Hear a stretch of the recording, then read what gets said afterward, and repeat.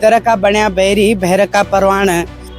जिला चिकित्सा प्रकोष्ठ का संयोजक हूँ विनोद कोठारी। उन्होंने टैबलेट लिखनी शुरू करी जी, सारी जांचें बाहर से कराई। बाहर से ना बदतमीज स्टाफ है वहाँ का। भला हो सरकारी अस्पताल ऋषिकेश का, आप बोलते हैं मर थोड़ी जाएगी तू।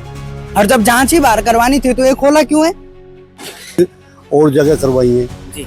कृष्णा को ज्यादा कहते थे अगवा करवाना। अच्छा, ये भी तो इनमें चुप इस तरीके डॉक्टर साहब बोलते हैं सारे साउथ। ऑपरेशन अगले महीने होगा, अगले महीने होगा, ऐसे ही हमें डेट। सरकारी अस्पताल जो ऋषिकेश का है वो तो वास्तव में सही है और अच्छा काम कर रहा है, ये इसमें कोई दोहराई की बात नहीं है। बाहर जाओ, बाहर करवा लो।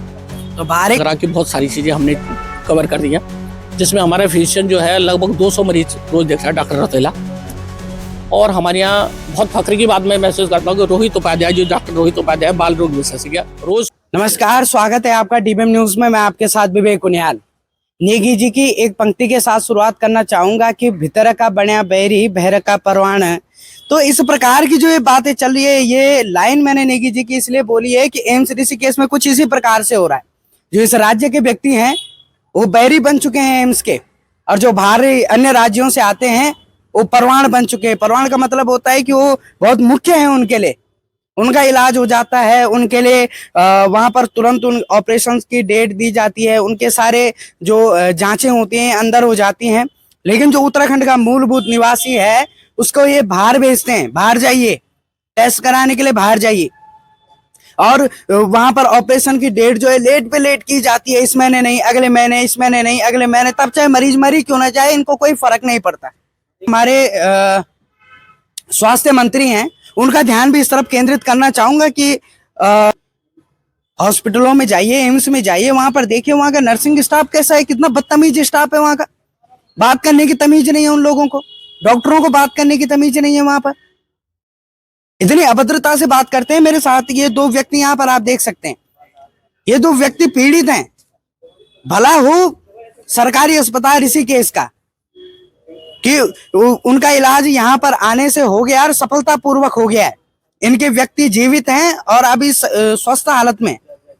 ये एम्स के भरोसे रहते तो फिर तब तो बहुत बड़ी समस्याओं का सामना इन्हें करना पड़ता।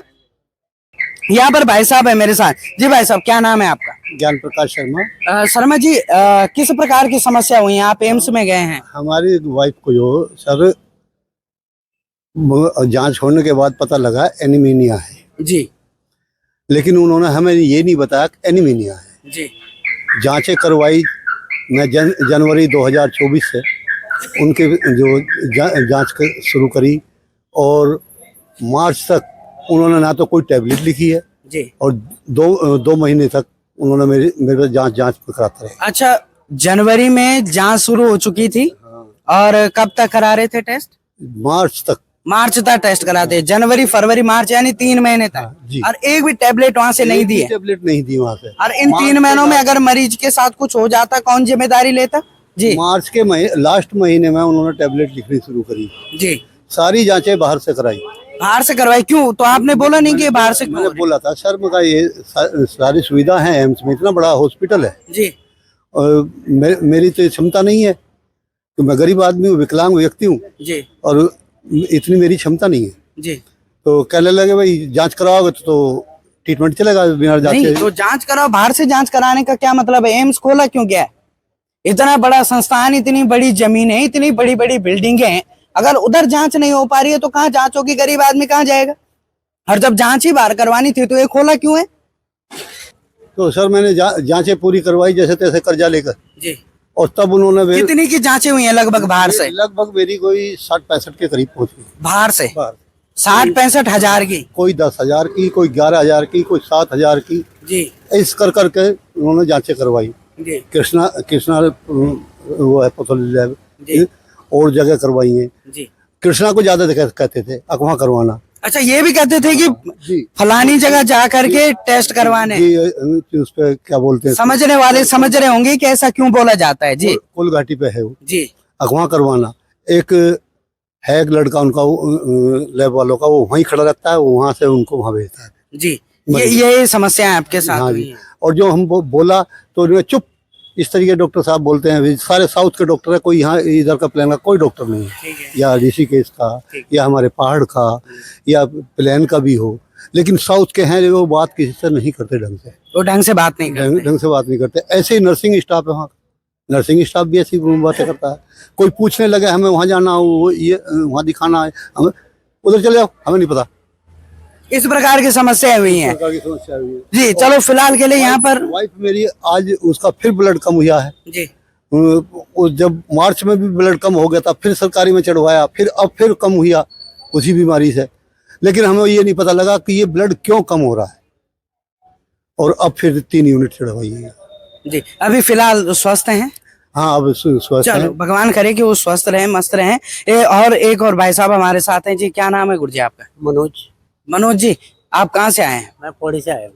पौड़ी से आए हैं, और कहाँ के लिए आए थे? एम्स के लिए? एम्स के लिए आया था सर। जी एम्स पे मैं आ गया था सितंबर पे अपनी वाइफ को लेके। सितंबर में? सितंबर से अभी तक मेरे वाइफ का टेस्टिंग ही चल रही थी वहाँ पे। जी फिर एक महीने पीछे से वो बोल रहे हैं कि ऑपरेशन अगले महीने होगा, अगले महीने होगा। ऐसे ही हमें डेट टाल रहे हैं, कभी एक महीना, एक महीना, 2 महीने। 2 महीने वो टालते हुए हमें काफी टाइम हो गया वहाँ पे। 4 महीने हो गए इस समय पूरे हमारे को। तो वहाँ पे हमारा हुआ नहीं। तो फिर हमारे किसी जानकार ने बताया कि यहाँ पे चले जाओ। हमारे विनोद दोनों से जी हैं, पौड़ी के मेरे दोस्त ही है, मित्र है मेरे। तो उन्होंने बताया कि वहाँ पे चले जाओ, वहाँ पे हो जाएगा। तो हम यहाँ पे वैसे ही आए थे कि देख लेते हैं यहाँ पे। पर यहाँ पे आके हमारा बहुत अच्छा इलाज भी हुआ। यहाँ का स्टाफ भी बढ़िया है। यहाँ पे डॉक्टर सुलेजा जो यहाँ पे सर्जन है। जी सरकारी अस्पताल जो ऋषिकेश का है वो तो वास्तव में सही है और अच्छा काम कर रहा है, ये इसमें कोई दोहराई की बात नहीं है। लेकिन एम्स से परेशानियां इतनी, एम्स से परेशानियाँ अब हमें यही बस कि अब कल आना परसों आना, अभी हमारे को डेट पे डेट दिए जा रहे हैं।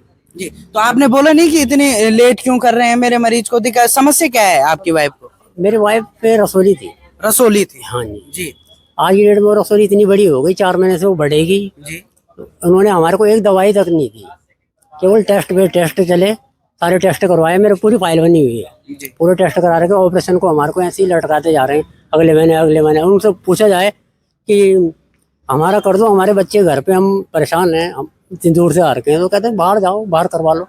तो बाहर ही करवाना होता माँ से, तो फिर खोला क्यों है? बोला क्यों है? जी तो अब मेरी वाइफ जाती है, मैं वहाँ पे थोड़ा, मैं ड्यूटी वाला आदमी हूँ तो मैं अपनी जॉब पे होता हूँ। जी तो ऐसे ही भगा देते हैं कि जाओ अब अगले हफ्ते। तो आपने बोला नहीं कि इतना लेट मत करो भाई, जल्दी करो हमारा ऑपरेशन? अरे सर वो मानने को जब राजी हो, वो कह रहे हैं अगले महीने आना, नहीं तो बाहर जाओ, तुम्हें ज्यादा जल्दी है। तो अच्छा हाँ, साहब बोलते हैं मर थोड़ी जाएगी तू। अच्छा ऐसा बोल रहे हैं कि मर तो नहीं जाएगी? मर थोड़ी जाएगी। तो क्या एम्स प्रशासन मरने का इंतजार कर रहा था? ये बहुत गंभीर सवाल है। ये व्यक्ति उधर गए हैं और इनको बोला गया है कि आपकी बीवी मर थोड़ी ना जाएगी अगर 1-2 महीने बाद ऑपरेशन हो जाएगा। देखिए कितनी गंभीर बात है। और पहली बात, एक डॉक्टर, एक नर्स, नर्सिंग स्टाफ को इस प्रकार की बातें करना पहले शोभा देती हैं। आपको भगवान का दर्जा दिया जाता है, आप किसी मरीज की जान बचाते हैं, आप तो उसकी पूरी हिम्मत ही तोड़ दे रहे हैं। अगर कोई जीने का जज्बा रखते हुए आता भी है हॉस्पिटल में, चाहे कितने भी गंभीर रूप से वो बीमार हो, तो आप तो उसका जो जीने का जज्बा है वही खत्म कर देंगे।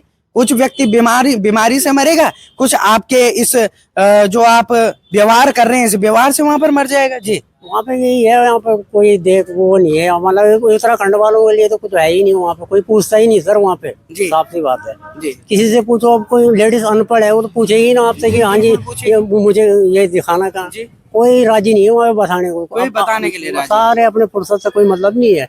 मेरी वाइफ, मैं आपसे अपनी वाइफ की बात करा था, पर मेरी वाइफ भी आईसीयू में है। हाँ तो इसलिए मैं बात नहीं करा। तो मेरी वाइफ को सब पता है, वो मेरी वाइफ मेरे से बहाती हुई ऐसे बोल रहे हैं, तुम आओ।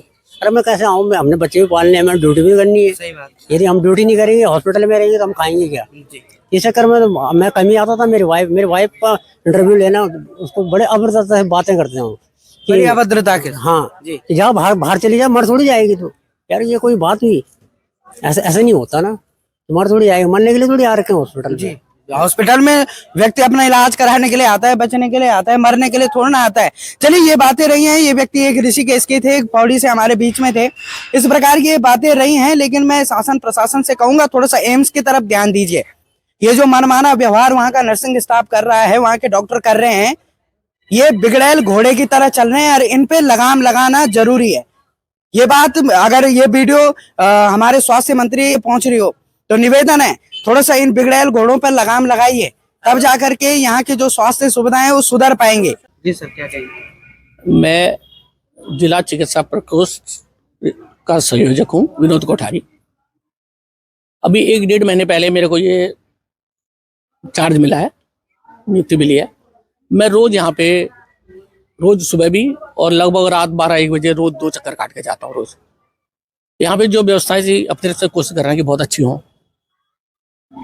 और स्टाफ के सहयोग से सब चीज़ों से मुझे लग रहा कि बहुत सारी चीज़ें हमने कवर कर दी हैं, जिसमें हमारा फिजिशियन जो है लगभग 200 मरीज रोज देखता है, डॉक्टर रतोला। हमारा जो इस समय सर्जन है पंकज सुलो जी, वो लगभग महीने में 30 से 35 मेजर सर्जरी और 50 माइनर सर्जरी कर रहे हैं। हमारे यहाँ जो लेडी जो हमारे यहाँ आकांक्षा सर्जन है, वो हमारे सीजरिंग कम से कम 10-15 केस रोज मतलब महीने के हो रहे हैं, 10 केस, जिसमें कि कोई खर्चा नहीं होता। मैं जनता को ये भी कहता हूँ कि वो डिलीवरी के लिए या इलाज के लिए वो सरकारी अस्पताल आए, बाहर प्राइवेट में ना भटके। हमारे पास अल्ट्रासाउंड की बहुत अच्छी सुविधा है। अल्ट्रासाउंड रोड हमारे यहाँ 35 से 40 होते हैं, जिसको मैं रोज चेक करता हूँ। हमारे यहाँ CT स्कैन अवेलेबल है। उसके अलावा पैथोलॉजी में हमारे निःशुल्क अवेलेबल है। हमारे यहाँ जो इस समय होम्योपैथी के जो डॉक्टर हैं, डॉक्टर विनय कुड़ियाल, उनके यहाँ 150 मरीज से 200 मरीज पर डे देखते हैं। बहुत ही मधुरभाषी है विनय कुड़ियाल जी। उसके अलावा डॉक्टर जंडियाल बच्चों वाले, और हमारे यहाँ बहुत फख्र की बात मैं महसूस करता हूँ कि रोहित उपाध्याय, जो डॉक्टर रोहित उपाध्याय बाल रोग विशेषज्ञ, रोज 100 मरीज से ऊपर दिख रहे हैं।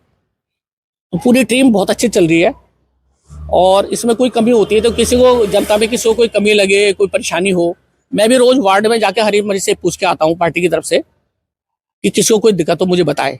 उनकी कोई दिक्कत होती है तो मैं उनसे बात करता हूँ। और आप सबसे अनुरोध है कि आपको अस्पताल संबंधी कोई दिक्कत हो तो आप, मैं यहाँ पे आता हूँ रोज, आप मुझसे बात कर सकते हैं, सहयोग ले सकते हैं।